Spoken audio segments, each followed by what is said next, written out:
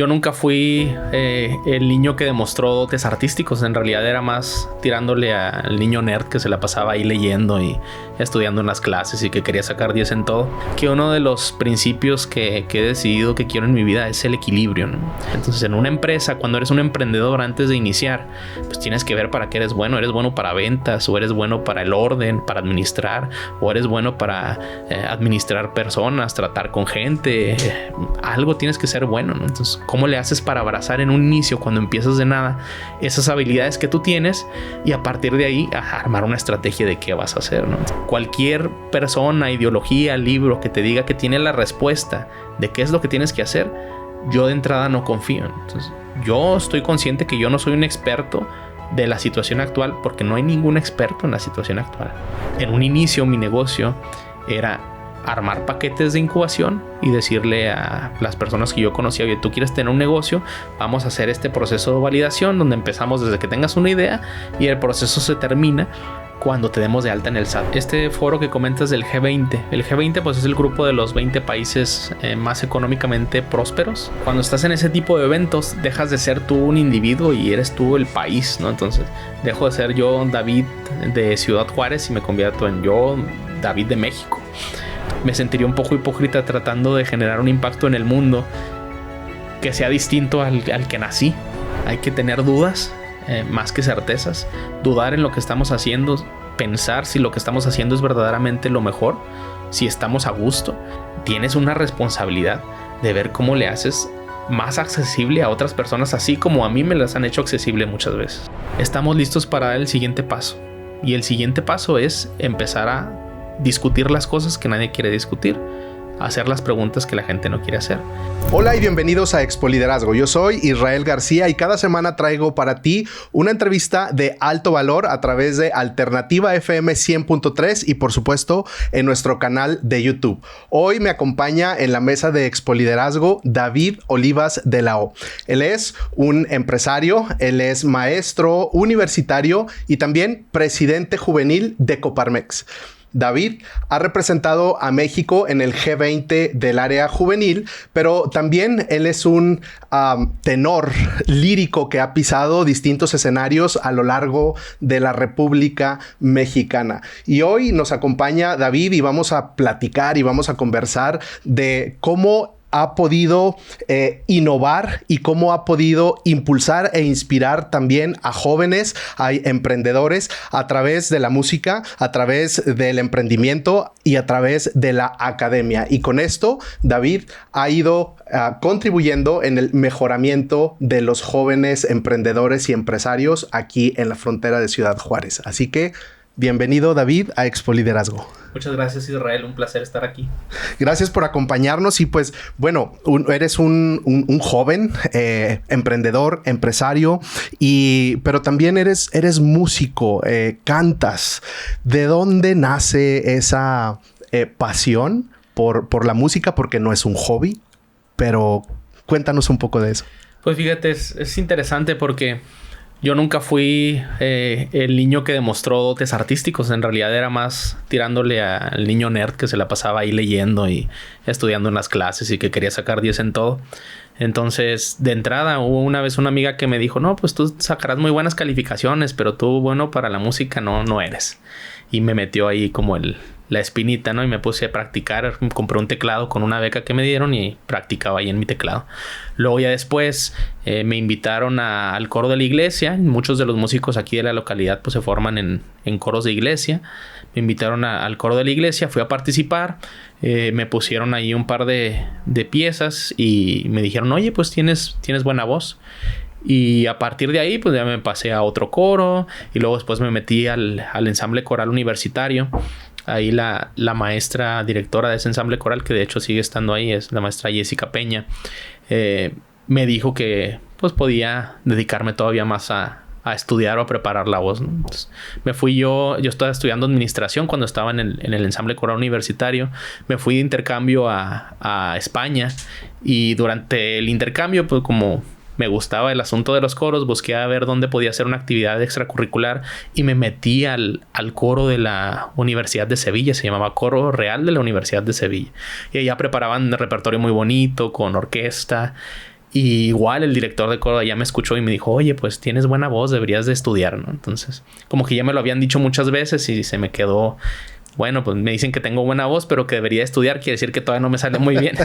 Entonces, ya de regreso a Ciudad Juárez en el 16, busqué meterme a Bellas Artes. En la UACJ tiene un programa de Bellas Artes. Todavía estaba yo terminando la carrera de administración y conocí al maestro Mario Tarín Acosta.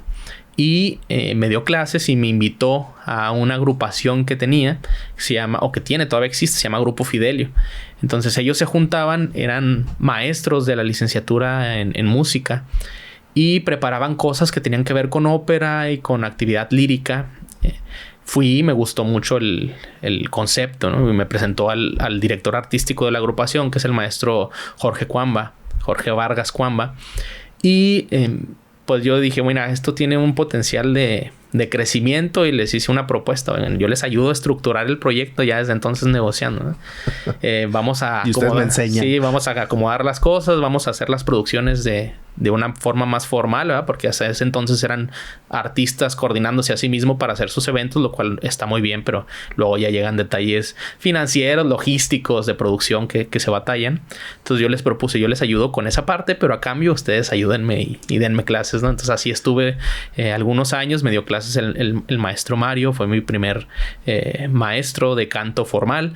El maestro Cuamba, él no es cantante, él es pianista, es un pianista muy bueno, egresado del Conservatorio de las Rosas, y él me daba clases de música, acompañamiento, y ya con el tiempo se fue fortaleciendo. Entonces, al mismo tiempo que estaba haciendo todo eso, terminé la carrera de administración e inicié el negocio. Mi negocio.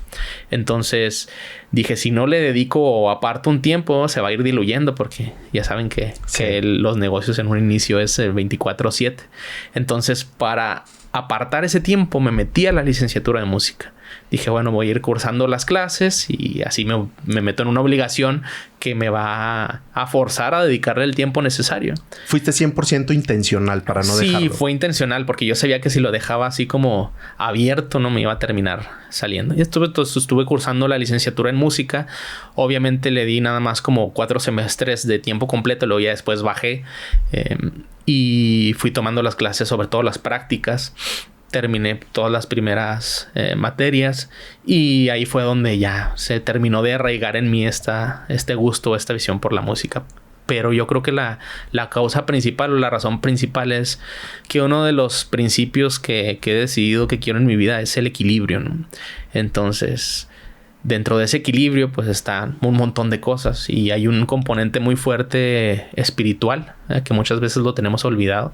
Y para mí la música es una manera de completar ese componente espiritual. Entonces, como bien decías, no es un hobby, para mí es algo necesario. Entonces, yo necesito la música. Entonces, como la necesito, pues como buen administrador, estructuré todo un programa para estarle dedicando tiempo, y así ya van cerca de 10 años que tengo. Wow. Y justo es lo que quería preguntarte, cómo equilibras el tema, porque es el tema del negocio, es el tema de la empresa, estás asociado en otra empresa, eres presidente de Coparmex Juvenil, tienes el tema de la música, más consultorías, más todo lo que haces. ¿Cómo encuentras pues este equilibrio? Ya no lo estás respondiendo, pero en el día a día, ¿cómo haces para poder mantener esos espacios? Obviamente sí es con intencionalidad, pero ¿cómo se ve un día tuyo siendo intencional para cumplir con ese equilibrio? Y esa es una muy buena pregunta, ¿verdad? Porque el equilibrio es mi guía. No quiere decir que siempre la logre. Sí, claro. Entonces, ha habido muchas veces donde me he visto pues lleno. Mis días, ¿cómo son? Pues me despierto a las 5 o 6 de la mañana y me duermo a cerca de las 12 de la noche. Yo sé que no es un ritmo sostenible para siempre, pero justamente en este análisis de decir en qué momento voy a tener más energía, pues yo decidí hace ya algunos años, bueno, ahorita es cuando más tengo energía y ahorita es cuando le tengo que poner tiempo, ¿no? Con la visión de que pues en algún momento ya no voy a mantener ese ritmo, porque va a haber servido el trabajo previo que se hizo. ¿Qué te ha enseñado la música en referencia al tema del negocio? Pues mira, hay un montón de similitudes que yo he encontrado en general con una carrera profesional de cualquier tipo con una carrera de músico. En el caso específico de un cantante, ¿no? Un cantante profesional del área clásica lo que estudia es la técnica lírica, que en otras palabras es una técnica específica desarrollada para poder cantar sin una amplificación extra. Antes no existían micrófonos, ¿no? Entonces se paraba la gente en un teatro, en una plaza, cantaba y tenía que proyectar su voz a través de una orquesta, a través de las personas y que llegara a la audiencia.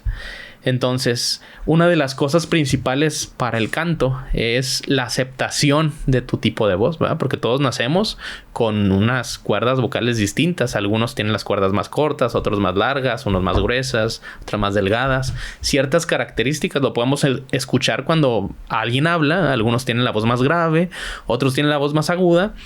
Cada quien tiene una voz única, son características distintas. Entonces, uno de los procesos más difíciles para cantar es aceptar cuál es la voz que tienes tú, porque puedes intentar cantar con una voz que a ti te gustaría tener, pero no es precisamente la tuya. Por ejemplo, que yo dijera, no, pues es que a mí me gustan las voces graves y empiezo a fingir la voz y empiezo a hablar grave. Entonces, con el tiempo me voy a empezar a cansar porque esa no es la naturaleza de mi voz. Entonces, este concepto de aceptación está trasladado a otras cosas. Por ejemplo, en un negocio tienes que tener muy claro qué es lo que tú aportas, cuáles son tus fortalezas y cuáles son tus debilidades. Y obviamente esto se burlan mucho del famoso FODA, ¿verdad? Porque aquí vamos a hacer un FODA otra vez, pero es que en realidad es un instrumento estratégico muy eficiente, porque a ver, ¿cuáles son mis fortalezas? ¿Cuáles son mis debilidades que tengo yo que puedo fortalecer? ¿Y cuáles son las cosas que me hacen fuerte? Y ahí hay diferentes estrategias. No hay una estrategia de lo que tengo fuerte lo voy a fortalecer al máximo, aunque me quede débil en lo que soy débil. Hay otras de no, lo que tengo débil lo voy a fortalecer para que esté más o menos al mismo nivel de lo que tengo fuerte. Y yo puedes tú ir tomando decisiones. Entonces, en una empresa, cuando eres un emprendedor antes de iniciar, pues tienes que ver para qué eres bueno. Eres bueno para ventas, o eres bueno para el orden, para administrar, o eres bueno para administrar personas, tratar con gente. Algo tienes que ser bueno, ¿no? Entonces, ¿cómo le haces para abrazar en un inicio, cuando empiezas de nada, esas habilidades que tú tienes y a partir de ahí armar una estrategia de qué vas a hacer, ¿no? Entonces, ya sé yo que tengo, a lo mejor lo que me falta, lo que voy a tardar en desarrollarlo, pues me asocio con alguien que lo tenga. Entonces, hay diferentes formas en las cuales esta parte de estudio de la voz y de la aceptación en general, eso aplica para casi cualquier instrumento, ¿eh? Pero esta aceptación de cuál es tu naturaleza y tu sonido, ¿eh? Lo puedes combinar con cuál es tu tipo de persona, cuál es tu personalidad, para qué eres bueno y cómo lo aprovechas. Fíjate que lo que estás diciendo es súper interesante. Eso tiene totalmente que ver con desarrollo personal y con desarrollo profesional. Y a veces no es que lo demos por sentado. Yo creo que a veces no lo consideramos, porque el tema puede ser o el negocio y nos vamos a abrir y el tema es ventas y punto, se acabó, pero luego podemos ir atropellándonos nosotros mismos porque no nos sentamos a ese proceso de saber quién soy. Ahora sí que quién soy, dónde estoy, qué hago, para qué soy bueno y dónde tendría que mejorar o en qué áreas tendría yo que fortalecerme. Y este proceso de aceptación de mi voz para poder pues ser más eficiente en el escenario o en el grupo que esté, es exactamente lo mismo. Como dice, se traslada a los negocios. Y si tú conoces tu estilo de personalidad, si tú conoces tu estilo de comunicación, si tú conoces tus habilidades o tus áreas de oportunidad, vas a poder ser más eficiente en eso, por lo cual nos desvelamos, si no todos los días, muchos días de la semana, que es precisamente pues para construir nuestros negocios y para construir el futuro cercano que estamos buscando, ¿no? Sí, al final del día es un proceso de introspección muy fuerte, porque luego recientemente hay unas tendencias sociales en las que buscamos todo de forma externa, ¿no? Y se ha perdido un poco a veces la parte de la introspección. Entonces, como todo es un equilibrio, obviamente tienes que equilibrar lo que tú ves internamente y lo que ves hacia afuera y lo que ven los demás de ti. Pero este proceso de introspección es muy importante para saber, pues primero, al menos un atisbo de quién eres, qué te gusta, cuáles son tus intereses, a qué si le quieres dedicar tiempo o no. Tienes que tener muy claro eso, porque luego vamos hacia afuera en una empresa o por ejemplo, un cantante va hacia afuera y quiere vender algo que no es. Yo que me dedico a un canto así muy especializado, que es canto operístico, ¿no? Bueno, ¿quién canta ópera? Pavarotti. Ah, pues no te escuchas como Pavarotti. Pues no, porque Pavarotti nada más va a haber uno, ¿no? Entonces, exactamente. Pero ese proceso de aceptación de no soy Pavarotti, ¿eh? Y a lo mejor, no a lo mejor, seguro, nunca voy a ser como él. Yo tengo que buscar ser la versión mejor de mí mismo. Eso aplica también para los negocios, porque en los negocios es todavía un caso más extremo. ¿Qué empresario quiere ser no sé, Steve Jobs? ¿Cuándo vas a ser Steve Jobs? No puedes ser Steve Jobs. Y luego ahí vemos un montón de gente que copia la personalidad, la vestimenta, las actitudes de Steve Jobs, porque ese es su ideal. Pero que tengan una guía hacia una referencia de una persona no quiere decir que tengas que copiar o ser esa persona, porque a lo mejor tienes algunas características similares y otras no. Es mejor estar buscando quién eres, pero pues eso implica un proceso de conocimiento de ti mismo muy profundo que a veces dejamos de lado. Que a veces ayuda, y uno de mis mentores decía, a veces ayuda cuando ves a alguien que admiras y que quisieras llegar a ser como esa persona, llámese empresario, llámese pues cualquier arte también que alguien esté buscando ir detrás de esa profesión. Ayuda, o sea, ver a alguien y de alguna manera imitar. De alguna manera, mientras tú mismo vas encontrando, como dices, tu propio valor, tu propia propuesta de valor. No es por imitar solamente a alguien, sino por decir, este es el camino que quisiera seguir, este es el camino que quisiera ir, pero que no te quedes allí como, bueno, luego decimos, ¿verdad? Como borrego, sino que ese sea o puede ser una palanca para descubrirte a ti mismo en este proceso de introspección. ¿Qué piensas de esto? Sí, de hecho el proceso de imitación es algo natural. O sea, si lo trasladamos a los negocios, tú puedes agarrar un referente de empresa, un referente de empresario y tú dices, yo quiero ser como él. Y puedes intentar imitar qué es lo que hace como estilo de vida, ¿no? Para llevar a cabo ese negocio, ese emprendimiento. Y a pesar de que lo imites, darte cuenta de que tú estás de acuerdo o no estás de acuerdo con eso. Te voy a poner un ejemplo. Durante los últimos años ha habido una línea muy fuerte que buscan ser startups. O sea, tener una startup, conseguir rondas de inversión, escalar con el sueño de ser un unicornio. Entonces, yo conozco varias personas que han intentado tener un unicornio.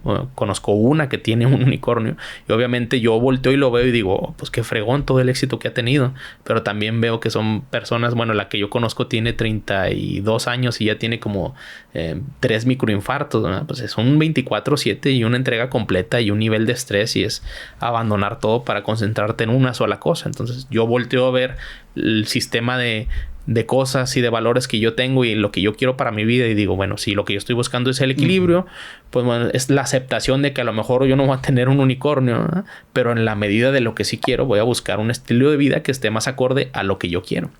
Pero regresamos al inicio. Para poder llegar ahí, primero necesitas hacer una evaluación, ¿no? Y ahorita, cómo funciona el sistema es que básicamente llegas a los 17, 18 años y básicamente tienes que decir qué quieres hacer el resto de tu vida.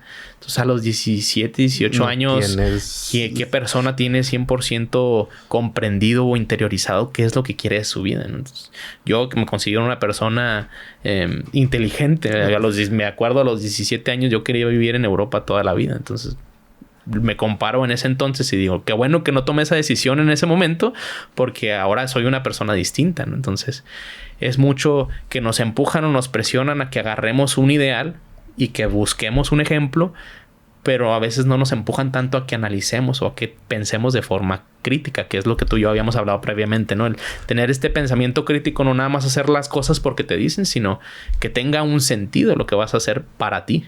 Antes de entrar al tema de pensamiento crítico, ¿qué le dices a los papás de adolescentes, de jóvenes? Tú desde la posición, tú trabajas con jóvenes empresarios, emprendedores. Tú visitaste, has representado México en 2 ocasiones al G20, las 20 economías más potentes del mundo y se reúnen y están en toda esta dinámica para construir e ir construyendo agenda y propuesta respecto a política, economía y demás. Pero, ¿qué le dices a papás de jóvenes y de adolescentes que puedan estar insistiendo, porque a ellos vienen o venimos con la idiosincrasia o la cultura de preguntar, de decir, ¿qué quieres ser de grande? Y pareciera que los niños que saben con certeza aparente qué quieren ser cuando sean grandes, ellos son los exitosos, y los que dicen no tengo la menor idea pueden ser vistos como él está perdido. ¿Qué consejo les das a los papás? Pues mira, está muy interesante ese tema y justamente es una de las cosas que más hemos desarrollado cuando ha tocado la oportunidad de dar alguna plática o alguna ponencia. Me enfoco mucho en el tema de pensamiento crítico por lo siguiente. Estamos acostumbrados a pensar que la vida tiene una estructura, que es que naces, aprendes, vas a la escuela. El guión. Sí, el guión. Luego después te vas a la preparatoria, eliges qué vas a estudiar, estudias, emprendes, te metes a trabajar, tienes una familia, te retiras y te mueres. En el esquema tradicional, social, que armaron occidentalmente, específicamente en Estados Unidos, eso tenía mucho sentido, ¿no? Porque Estados Unidos te vendía el sueño americano, ¿no? Tener el mejor nivel de vida posible solamente con tener un empleo. Y lo lograron durante un rato, por los 50, 60. Si cerramos los ojos y los abrimos y vemos las condiciones del día de hoy, sin entrar en mucho detalle, no ha habido otro momento en la historia en los que tengamos los retos que tenemos ahorita. Y eso puede hacerse hacia atrás y va a estar igual. Van a haber condiciones que nunca habían existido.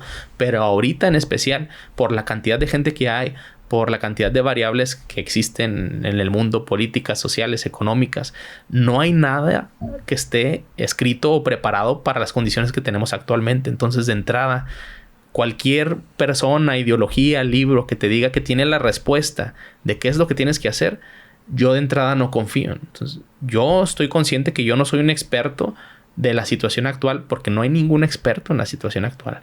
Entonces, claro, si no voy a ser experto y no soy experto, de hecho yo soy administrador. Un administrador, por definición, es un generalista, no es un especialista.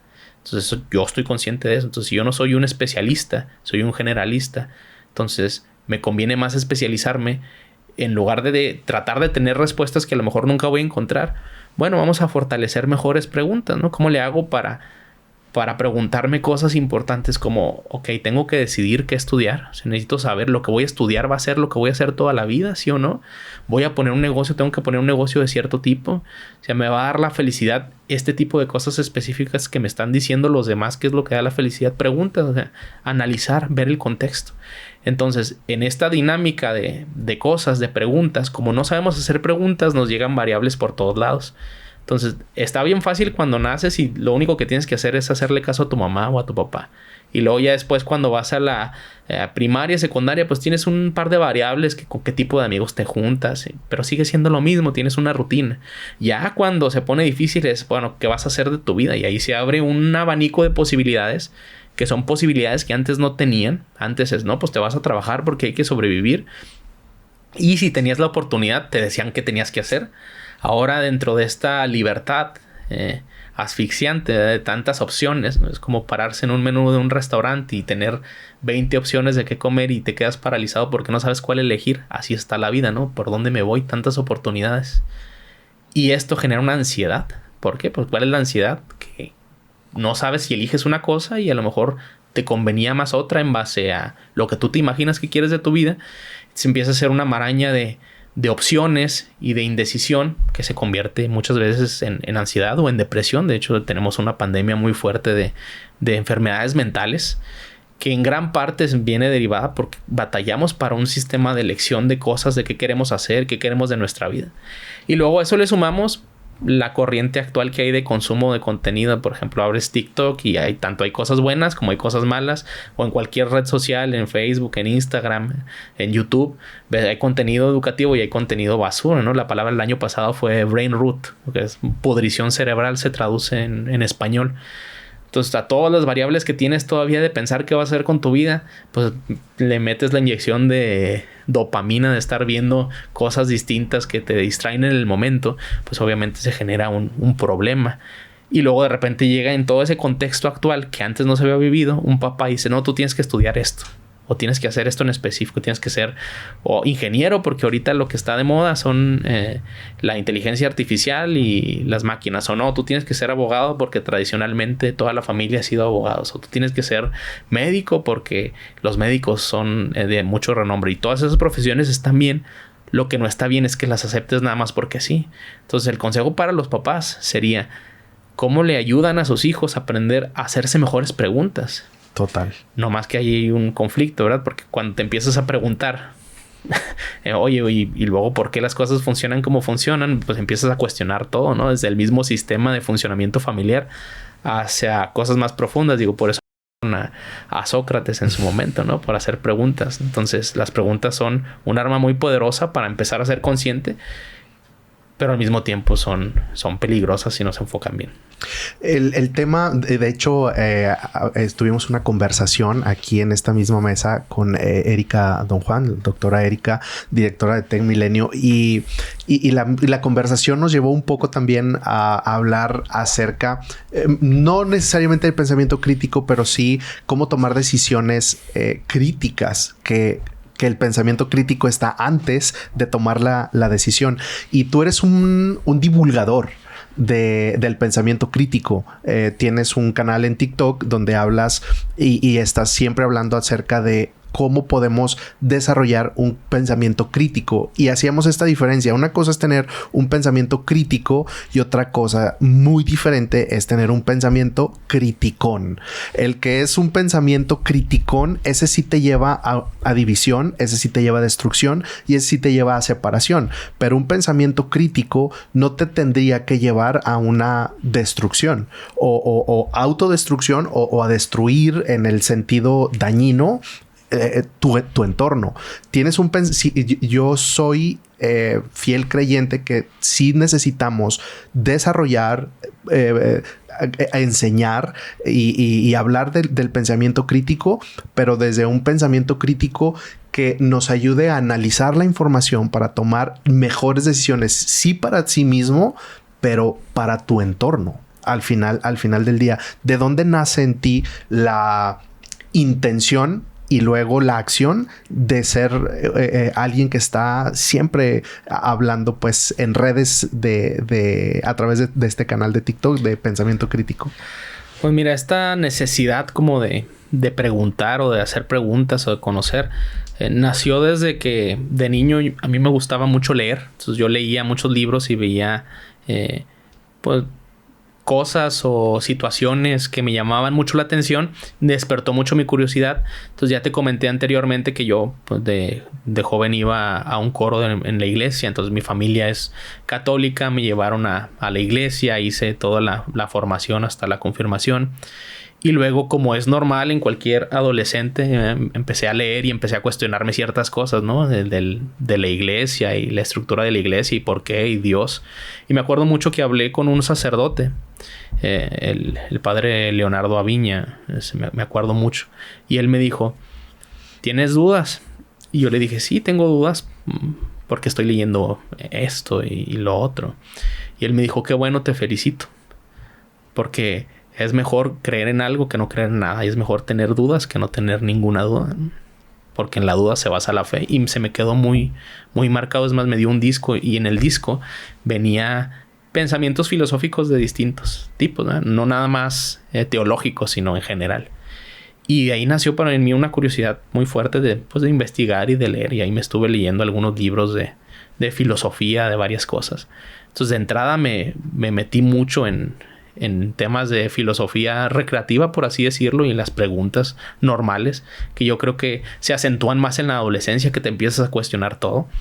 Luego ya de ahí me metí a administración. Tú dices, bueno, ¿y qué tiene que ver eso con que te hayas estudiado administración? Yo estudié administración porque de niño yo veía, pues siempre me imaginé, cuando jugaba, pues jugaba a ser empresario y a tener reuniones y a viajar. Y para mí ser empresario era el trabajo ideal, ¿no? La ropa y todo. Yo me imaginaba cuando era niño. Entonces, cuando yo me metí a la carrera de administración, lo primero que me di cuenta es que definitivamente en la carrera no te iban a enseñar a ser empresario, ¿no? Y no es algo de la universidad en específico que estudies, sino el sistema en general. No hay una carrera como tal que te enseñen a cómo tener o vivir una empresa en la práctica. Te enseñan las bases teóricas. Pero lo que más se me quedó claro o grabado es que una empresa buena lo que hace es solucionar problemas. Es la propuesta de valor y la diferenciación, todo se basa en solucionar un problema, ¿no? El que sea, ¿no? Ahí está. Facebook salió porque Mark Zuckerberg quería ligarse a alguien y no sabía si tenía novio o no. Entonces, todas las empresas importantes solucionan problemas. Entonces yo dije, bueno, pues, yo quiero hacer una empresa que solucione un problema. Pero al mismo tiempo no es tan sencillo, ¿no? ¿Cómo vas a ofrecer, que también le pasa a muchos negocios en un inicio, cómo vas a ofrecer una solución para un contexto que no entiendes? Y entonces ahí nace la conexión con esta parte mía de gusto por los textos filosóficos. Yo decía, bueno, ¿de qué sirve toda esta teoría si no la puedo aplicar de forma práctica? Y la manera en la que yo encontré para aplicarla de forma práctica es decir, bueno, estas preguntas se tienen que combinar con un conocimiento del entorno. Entonces, ¿en dónde vivo yo? Yo vivo en Ciudad Juárez.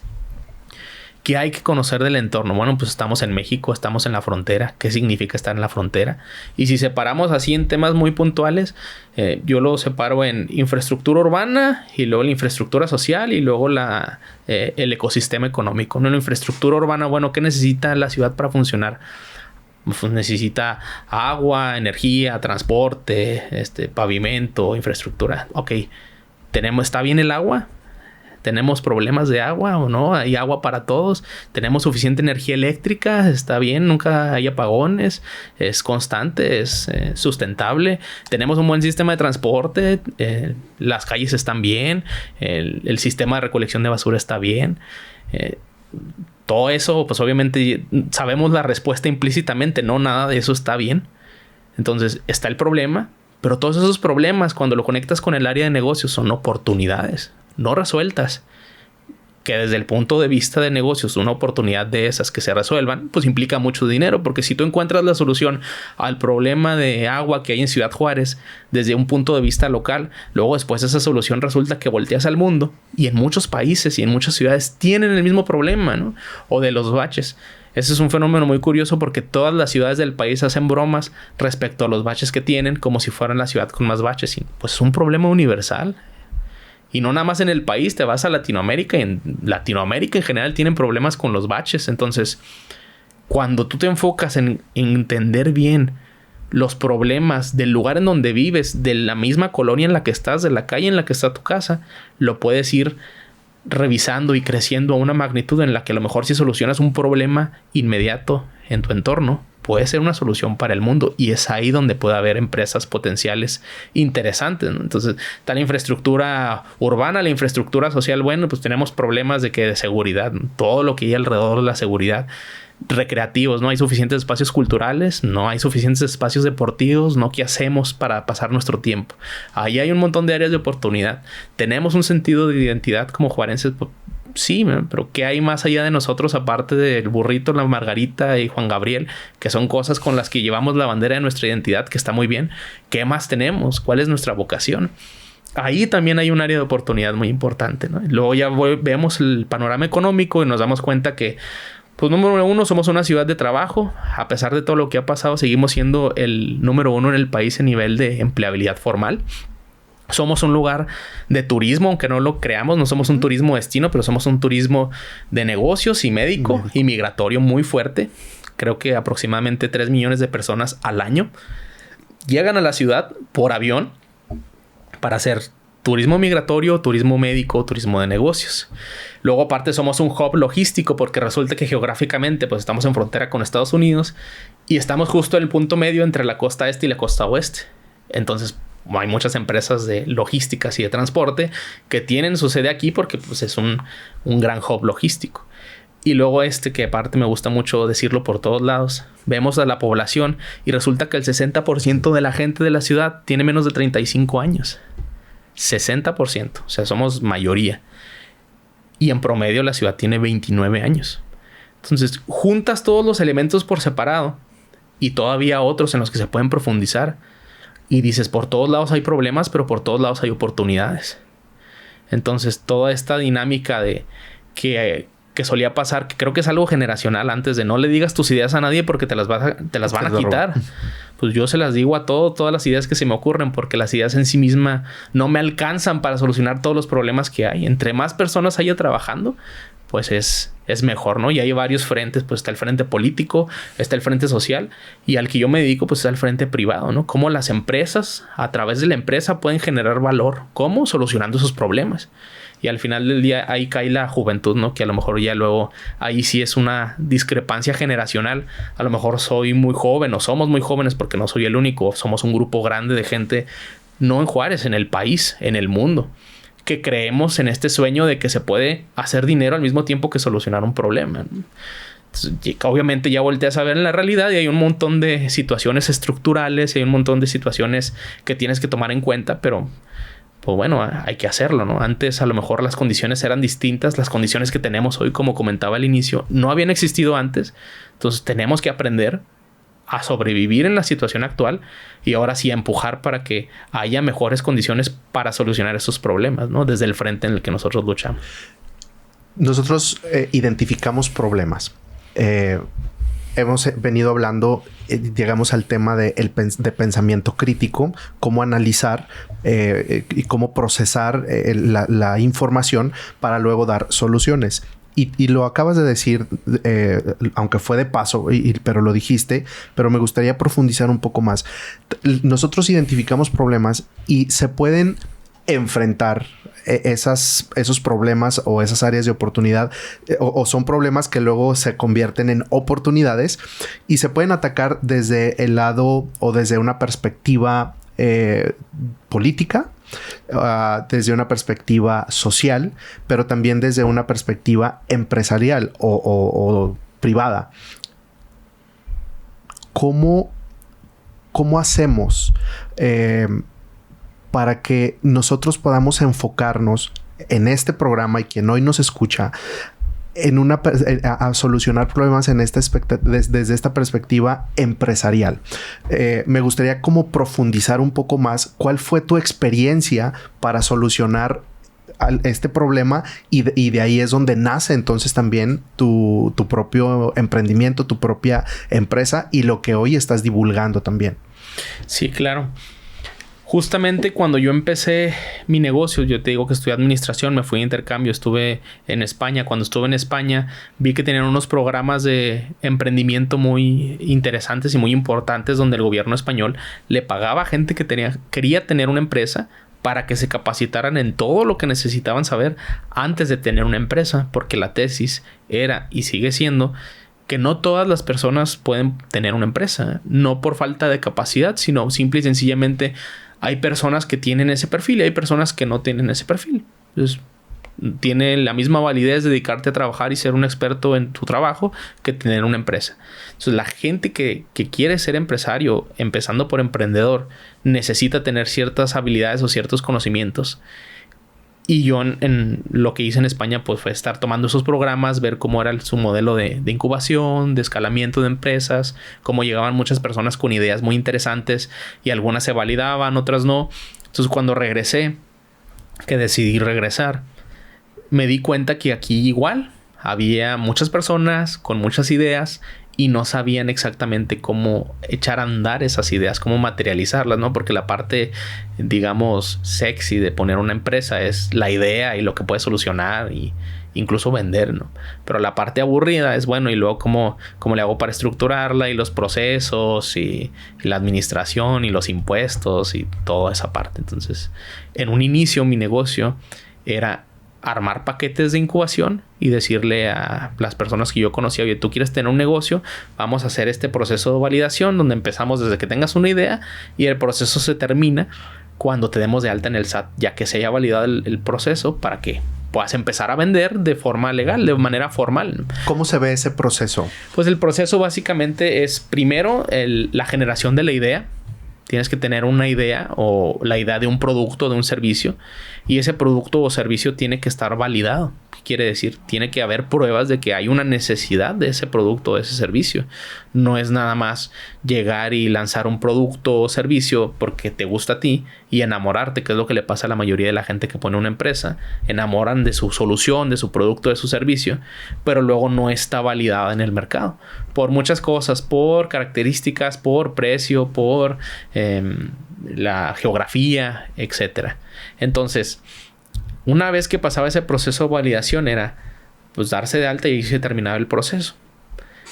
Yo me di cuenta en ese entonces que cuando se terminaba el proceso había mucha gente que no sabía los siguientes pasos. Bueno, ya me di de alta y luego ¿qué hay que hacer? Entonces me asocié con un contador en su momento que lo que hacía pues era llevar el tema de impuestos, y luego después eso empujó a que hubiera necesidades legales. Contratamos a algunas personas del área legal, no nos funcionó porque no era nuestro expertise, entonces terminé conociendo a mis socios de ahora que tenían un despacho de abogados y dijimos, bueno, pues vamos a complementar, juntamos nuestras carteras de clientes, hicimos ya la empresa que es la que actualmente tenemos, se llama Bond Partners, es una oficina contable, una oficina legal.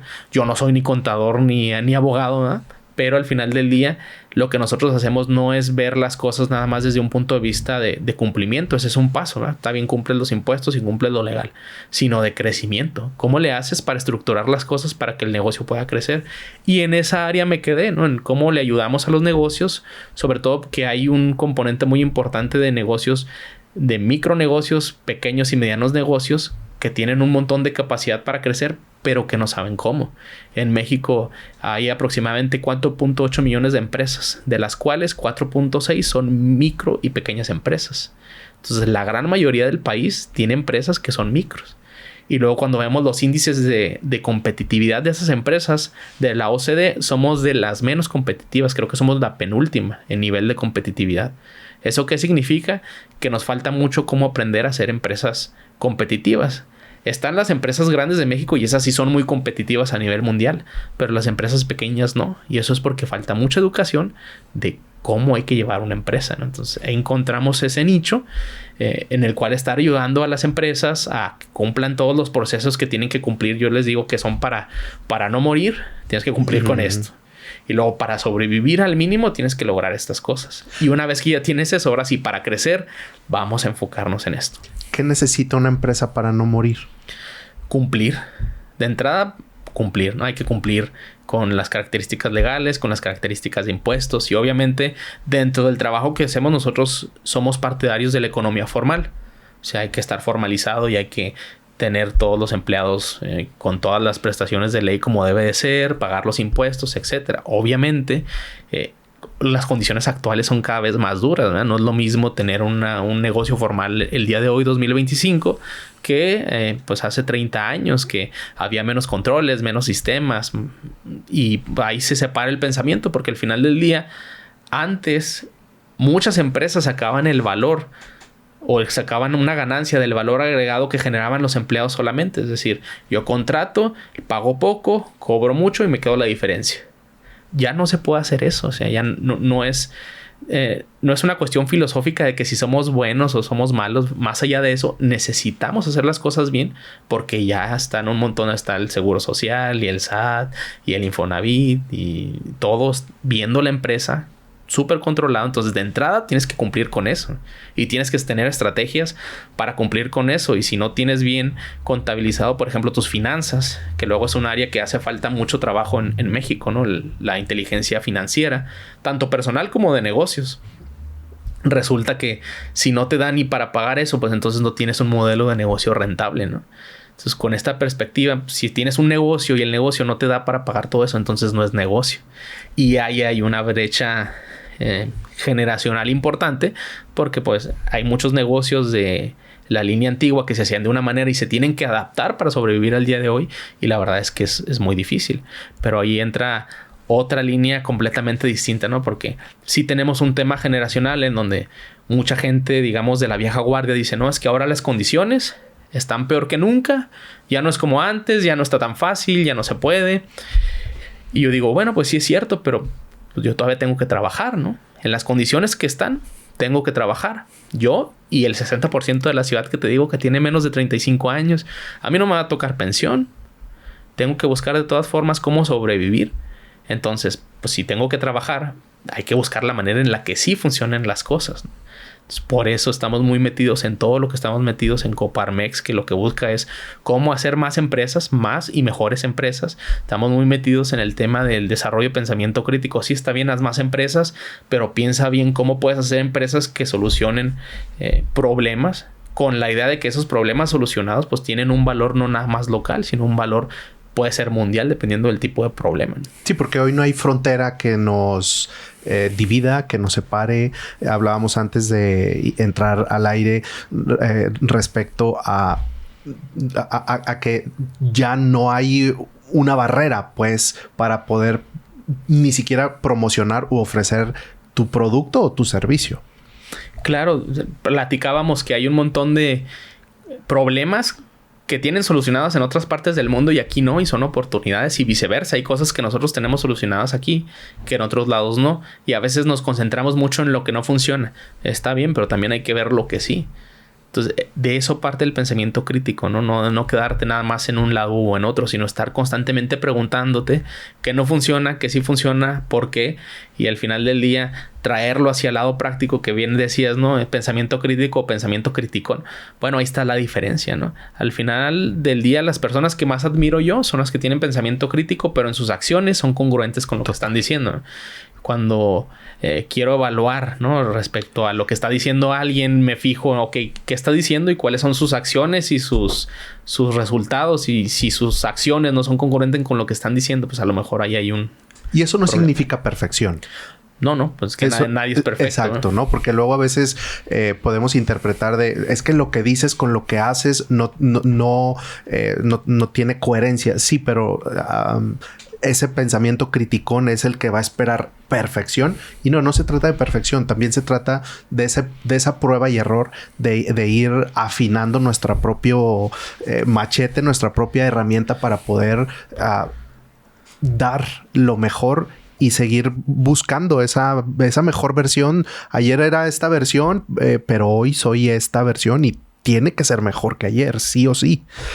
Sí, justamente esa idea de perfección es algo que nos persigue mucho a esta generación actual, ¿verdad? Porque ahora te metes ahí cualquier red social y ves el estilo de vida ideal o perfecto que te venden y no estás consciente de lo que hay detrás de, y obviamente pues es una presión, ¿no? Dependiendo de qué edad estés, qué estás haciendo, estás viajando, estás de fiesta, estás con una familia, tienes cierta casa o ciertos vehículos y empieza la presión por todos lados de tener esta vida perfecta que funcione como un marco para estarla promocionando en redes sociales y que todos vean que te van bien, cuando en realidad pues, ya está sobre estudiado que la mayoría de la gente en redes sociales pues no es esa su vida, sino muchas veces rentan o está armado, es como si fuera un aparador específicamente curado para que se vean ciertas partes. Y por otro lado, el dinero no es sinónimo de felicidad. No, yo totalmente de acuerdo. Quisiera que pudiéramos seguir en nuestra conversación y yo creo que es muy valioso que nos puedas contar un poco también acerca de cómo se vive un foro pues tan sonado, tan importante, tan pues de tanto impacto como es el G20. Y tú has estado en 2 ocasiones, 2024, 2025, bueno, casi que vienes llegando de este que acaba de pasar. ¿Y cómo se vive un foro como de esta magnitud? Pero más que el cómo se vive, ¿qué experiencia te deja a ti como empresario local? Pues mira, este foro que comentas del G20. El G20 pues es el grupo de los 20 países más económicamente prósperos según nuestro nivel de prosperidad, que hasta ahorita sigue siendo el Producto Interno Bruto, ¿no? O el GDP. Entonces, este grupo todos los años dedican un país sede y unas fechas en las cuales se van a juntar el grupo de dirigentes de esos países o de representantes de los países a discutir diferentes temas. Entonces hay varias agendas, hay agendas políticas, agendas sociales, agendas económicas. Dentro de la agenda económica, un tema muy importante pues es la parte del sector privado y cómo se está poniendo el ecosistema de la creación y desarrollo de nuevas empresas y los retos importantes a solucionar.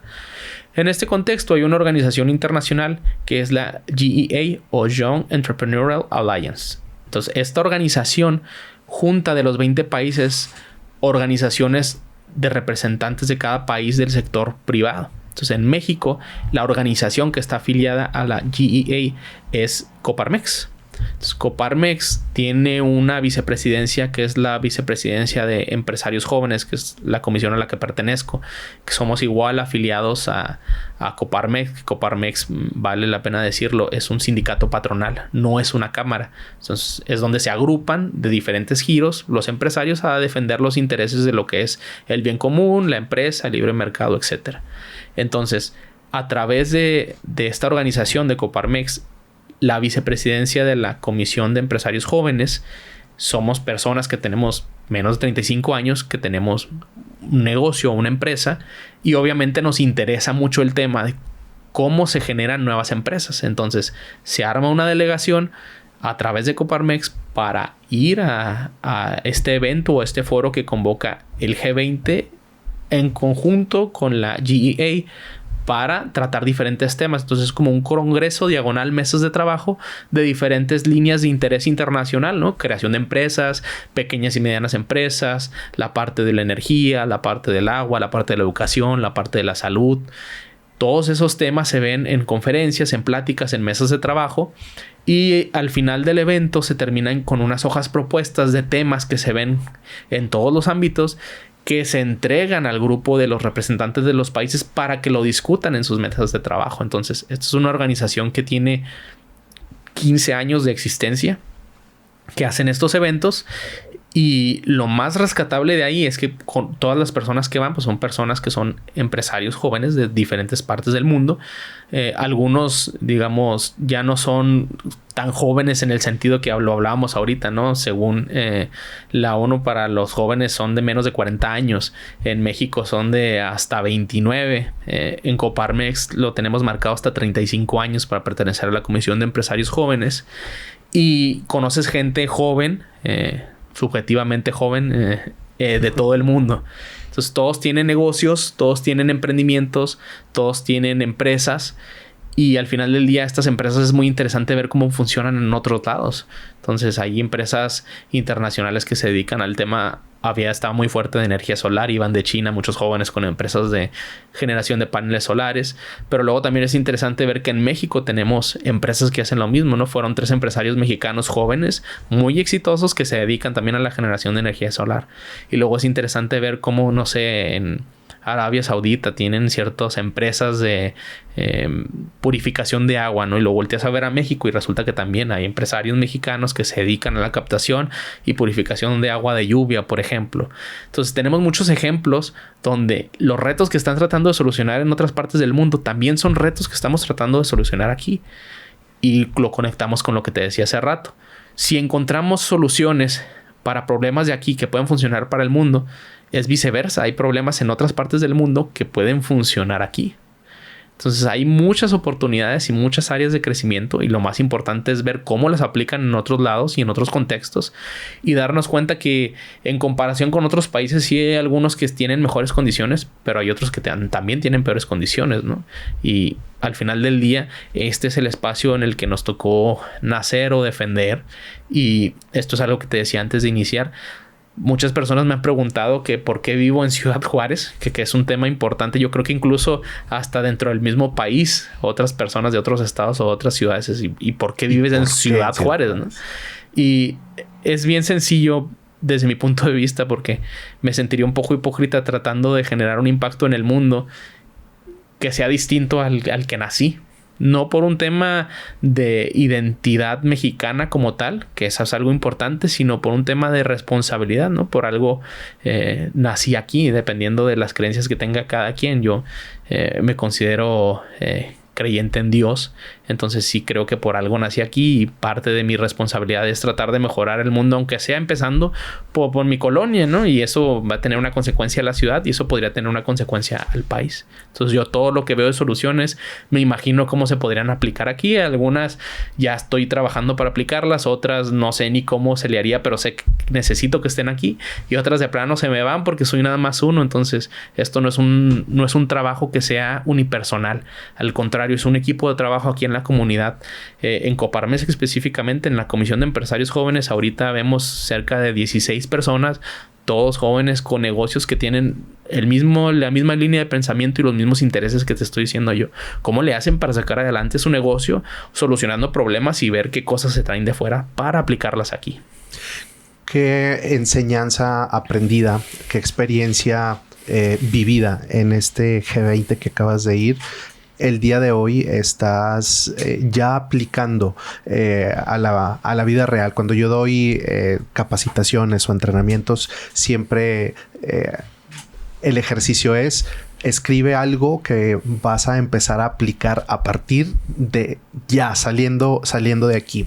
De esa manera, obligamos un poco al cerebro a que ponga algo en práctica. Y tú eres alguien con un pensamiento pues claro, objetivo, y que quiere hacer aplicar lo que has aprendido. Una cosa que estés aplicando hoy.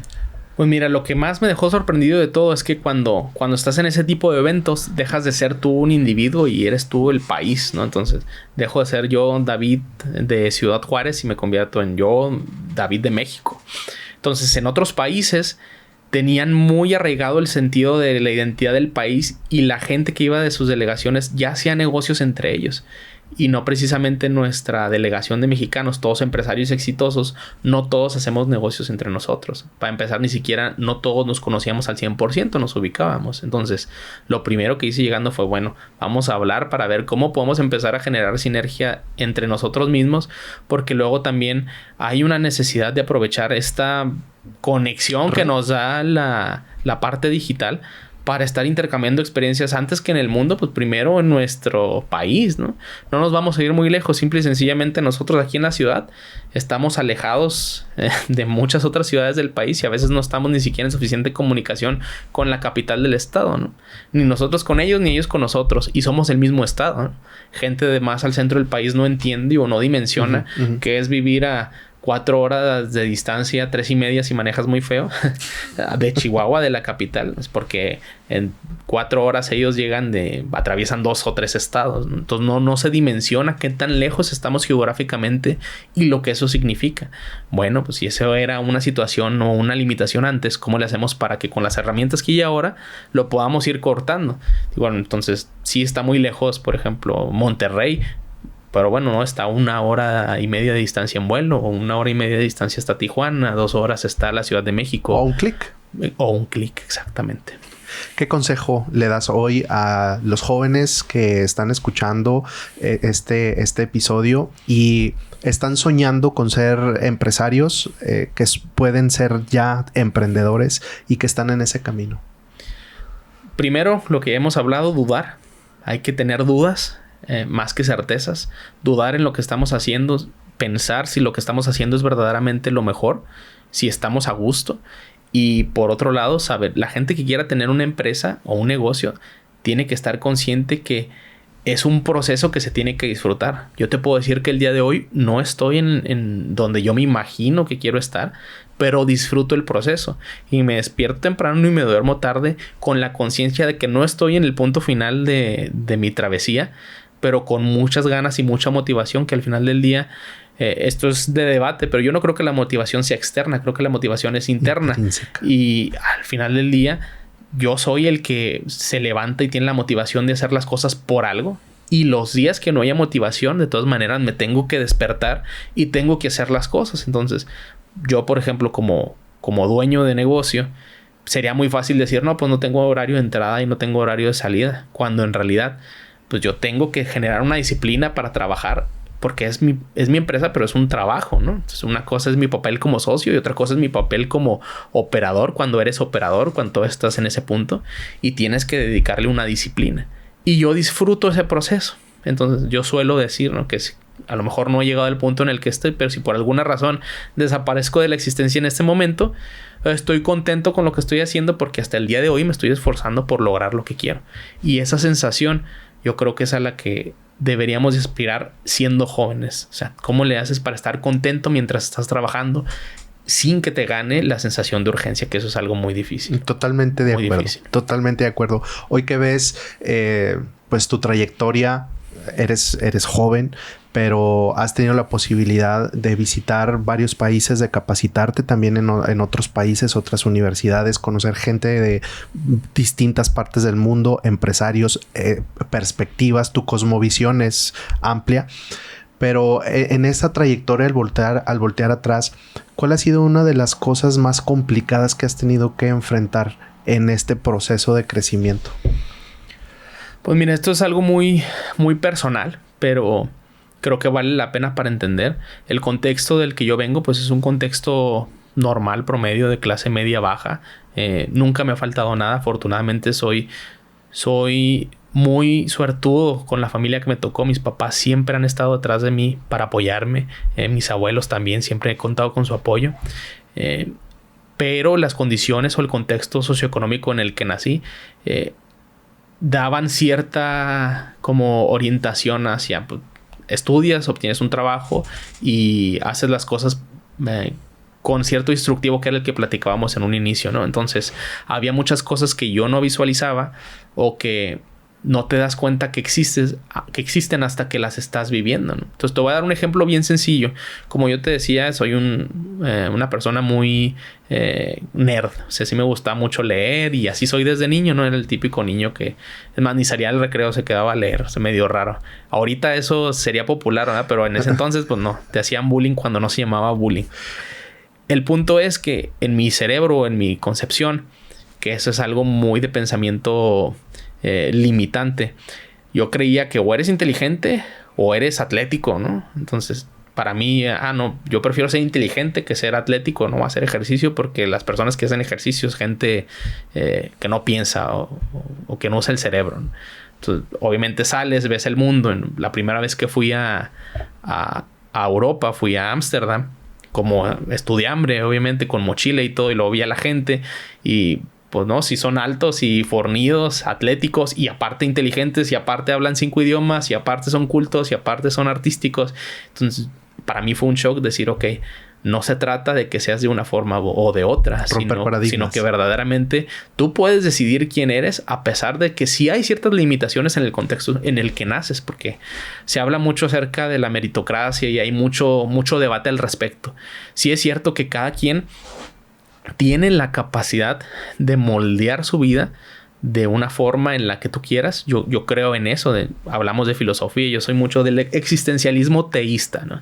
El existencialismo es a grandes rasgos que no está escrito tu destino. Tú eres libre de escribir tu destino. Y la parte teísta es, pues, tú escribes tu destino, pero en base a algo superior, que en este caso es Dios, que te va marcando una línea y le va dando sentido a lo que vas haciendo. Entonces, yo abrazo mi libertad, sé que soy libre, aspiro a seguir siendo libre, pero con ciertos parámetros, ¿no? Entonces, en esta libertad, yo puedo decidir qué es lo que quiero y al final del día es mi responsabilidad lo que haga y lo que no haga. Entonces, como es mi responsabilidad entender esto, que lo que no haga no es culpa de nadie más, sino es culpa mía, es un choque importante porque por lo regular es muy común que en ciertas clases sociales, sobre todo de la que yo vengo, tengas un pensamiento limitante de pues, naciste pobre y te vas a morir pobre, no aspires a más, te sientes mal en ciertas condiciones o en ciertos lugares. Esto es muy típico, ¿no? Que vas a un restaurante y a lo mejor sí tienes para pagarlo, pero no, es que este lugar no se ve como... No me siento a gusto, ¿no? Mejor vamos a comer en la casa o vamos a otro lugar, porque el contexto está armado para que sea restrictivo para cierto tipo de nivel socioeconómico. Entonces, ir soltando todas estas cosas y darte cuenta que son lineamientos no escritos, que no quiere decir que estén bien y que de hecho en Juárez tenemos la fortuna de que no está tan marcado como en otros lados, ¿no? Sí, total. Aquí en Juárez siempre me jacto de decirle a otra gente que tú puedes ir al Oxxo y en la fila del Oxxo pues está el operador de la maquila y el gerente y el dueño de la franquicia de ese Oxxo, ¿no? Y no hay problema. Y en otros lugares sí está un poquito más delimitado. Aún así, pues no podemos ignorar el hecho de que sí hay ciertas barreras y limitaciones sociales que hacen más difícil para ciertas personas en ciertas condiciones salir adelante. Entonces, yo soy consciente de que he tenido suerte de que mi familia se concentró en darme las herramientas necesarias, que en este caso fue la educación, que ha sido mi forma de salir adelante, ¿no? A través de la educación, cómo ellos, en un contexto en el que yo tuve suerte, pusieron todo su esfuerzo para que yo pudiera visualizar otras cosas. Pero la mayoría no tiene esa suerte. Entonces es una realidad que soy una persona afortunada, pero al mismo tiempo es una responsabilidad y una conciencia, porque luego también no se trata de negar, no, pues es que yo siempre he sido de esto, o sea, soy empresario y yo siempre he sido empresario. No, empiezas desde abajo. Soy al final del día una persona empresario de primera generación, pues eso implica que pues vienes desde abajo, llegas a un punto, pero no puedes olvidarte de dónde vienes y no puedes perder la conciencia de que tienes una responsabilidad de ver cómo le haces más accesible a otras personas, así como a mí me las han hecho accesible muchas veces. Totalmente de acuerdo. Totalmente de acuerdo. Creo que cuando estamos en ese proceso de crecimiento y vamos alcanzando eso con lo que trabajamos, por lo que trabajamos, soñamos, visualizamos y estamos en ese camino, no es solo para un beneficio propio. Es para beneficiar al que viene detrás de nosotros y acortarles el camino. Porque eso es liderazgo. Al final del día, eso es liderazgo. Y tú, como un creyente en Dios, yo soy un hombre de fe que cree en Dios y creo que ese es parte de nuestro propósito también de estar acá en esta tierra. Y para cerrar, David, he disfrutado muchísimo esta conversación y quien nos escucha hoy a través de Alternativa estoy seguro que también, y quien nos está siguiendo a través de redes sociales y nuestro canal de YouTube estoy seguro que también. ¿Qué mensaje final nos dejarías para cerrar este episodio? Mira, y a esto vine, ¿eh? He tenido mucho tiempo para reflexionar acerca de qué es lo que necesita nuestra ciudad. No yo solo, sino con un montón de personas. Y creo que estamos listos para dar el siguiente paso. Y el siguiente paso es empezar a discutir las cosas que nadie quiere discutir. Hacer las preguntas que la gente no quiere hacer. Entonces, para cerrar el programa me gustaría hacer una invitación. Nosotros, a través de la Comisión de Empresarios Jóvenes de Coparmex, estamos abiertos para dialogar en cualquier espacio de los temas importantes que tenemos que discutir en nuestra ciudad. El que sea. ¿Por qué? Porque a través de la conversación y de las dudas queremos llegar al punto en el que pasemos de hablar. Esta ciudad está sobrediagnosticada y faltan acciones. Entonces pasemos de hablar a la acción y que tomemos la responsabilidad, sobre todo para la gente joven. Que todavía habemos adolescentes, para no excluirme, ¿no? De 30 años que estamos esperando que las cosas las solucione el grande. Ya somos nosotros los grandes, ¿no? Entonces hay que salir adelante y hablar de las cosas que hacen falta hablar y empezar a tomar las decisiones que hacen falta tomar, ¿no? Porque al final del día nosotros somos los que nos vamos a quedar con los problemas que hay. Entonces tenemos que solucionar problemas que nosotros no generamos en condiciones que nosotros no pusimos. Entonces hay que empezar a trabajar en las condiciones y empezar a exigir y a hacer las cosas que tenemos que hacer para que esta ciudad mejore, ¿no? Y por consecuencia el estado y por consecuencia el país. David, muchas gracias por ser parte de Expo Liderazgo y compartir con toda la audiencia lo que hoy has compartido. Yo soy Israel García. Nos vemos en el siguiente y nos escuchamos en el siguiente episodio de Expo Liderazgo y les mando un fuerte abrazo.